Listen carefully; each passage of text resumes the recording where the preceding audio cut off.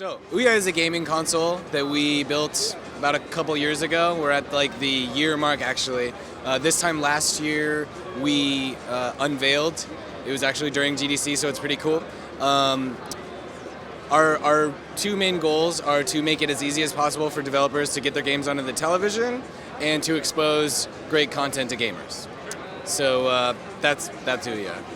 So why did Ouya have such a strong stint towards freemium initially? I think it's just sort of a natural inclination to want to try something free.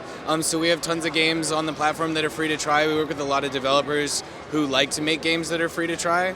So it's just sort of a natural thing. How do you think that the freemium model affects game balance if it doesn't anymore? What do you mean by game balance? Well, it's just kind of buying your way to the top, pay to win. Kind of Oh, thing. sure. Did you find that kind of thing prevalent on Ouya? It's funny. It's hard to really find like a gamer type person who has like really positive feelings about pay to win. I've actually never met someone like that. I think like most people who like an experience like that maybe don't really even know the term pay to win. Like they just enjoy the experience. So I mean, personally, I don't really like find that an enjoyable experience myself. Maybe someone does.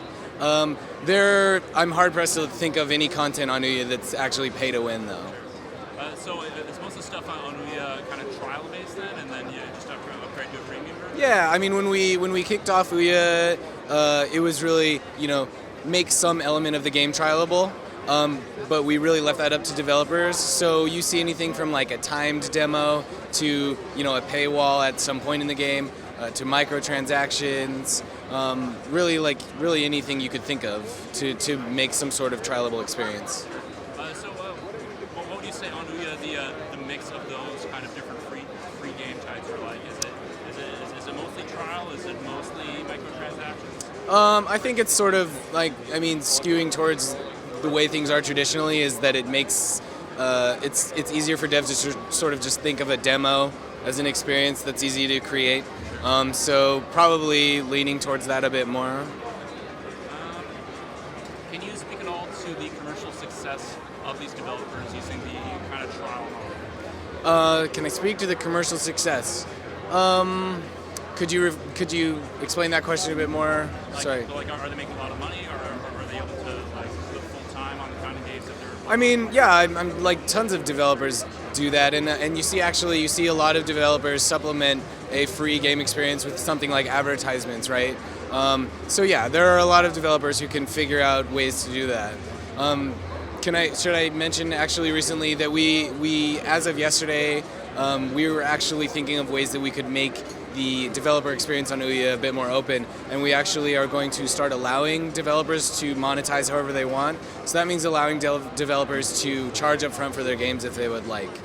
This is kind of a new step for us, and so I can't really speak to like which games are going to do that now. I mean, right now the vast majority are all free to try, but you're going to start seeing some newer games that are going to be, like a traditional game setup. So did you guys do that as a response to developers wanting to adopt that model? Yeah, absolutely. It was a long discussed decision. We talked with tons of developers just to get their feedback, see what they wanted, and a lot of it was unsolicited. Like developers, since the beginning when we said we wanted to do free to try, had always sort of voiced the difficulty surrounding implementing something like that. It could be like, I don't have enough studio budget to implement that in time to fit my timeline, or like I'm so busy supporting this platform, like I would like to support yours, but I don't really want to think about integrating a demo. Sometimes game's content just doesn't make sense to turn into a demo, right? Like maybe it's really short but moving or something, but really like you can't section it up. So there were lots of those sort of anecdotes that we heard over and over and over again that brought us to the conclusion that we should just make it easier. Can you provide any kind of rough figures on what player loyalty is like for the free games? I mean, do a lot of them buy in? So the conversion rates on Ouya are pretty good. They're a lot higher than like a lot of traditional mobile conversion rates. They're sort of varied from title to title, and we're starting to look at that data and parse it out, but we don't really have like hard numbers where I could say like this one does this or that one does that. How do you feel about freemium in general? I mean, seems like you're more about the trial experience. Do you think that that's a good alternative to the current free-to-play model? I've never really like drew a line in the sand and then like dictated where I stood on that. I think I've like since back in the day I've really always liked a demo experience. But there are games where I'm just like, yep, I want that and I'll purchase it right away, you know? In terms of freemium, that's a little tougher for me because I'm like, I still sort of like struggle to define it for myself personally. I mean, is there like a specific version that you're talking about? Just kind of the standard kind of Clash of Clans tropes where you've got gems and timers and that kind of stuff. Like that's kind of the quintessential premium. Yeah, I mean that's probably I think a lot of the strategy behind that is obviously like business oriented, right? And I tend to think about games personally as a gamer first. So it's not really like my ideal style of game. Like I would rather, I think maybe it's just like the era I grew up in, like it's much more simple for me to just sort of play.